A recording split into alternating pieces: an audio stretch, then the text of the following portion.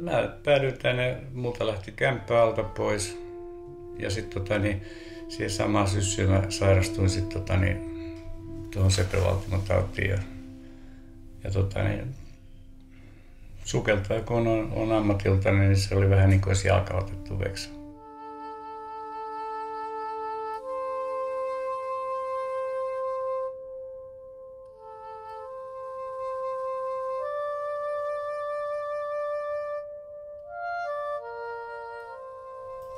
Hienoin paikka on yllättävää kyllä ne Suomen pimeät ja kylmät vedet.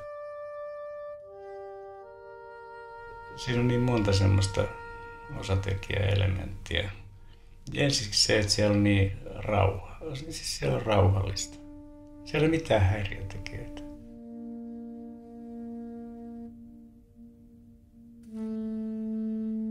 Mä oon sellainen reikäpää, että mä oon tehnyt ihan järjettömiä reisuja ja paljon.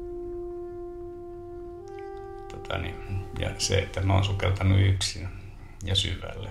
Mulla ei ketään kaveri ollut siellä mukana. Mä oon nauttinut siitä paineesta, mikä siellä on, hiljaisuudesta, valokeilla vaan pyyhkii, mitä milloinkin. Siinä on niinku semmoista fiilistä, en mä tiedä. Ja sit sanotaan semmonen kaveri, joka on Suomessa saanut koulutuksensa. Ja näissä vesissä niin se pärjää missä päin maailmaa tahansa.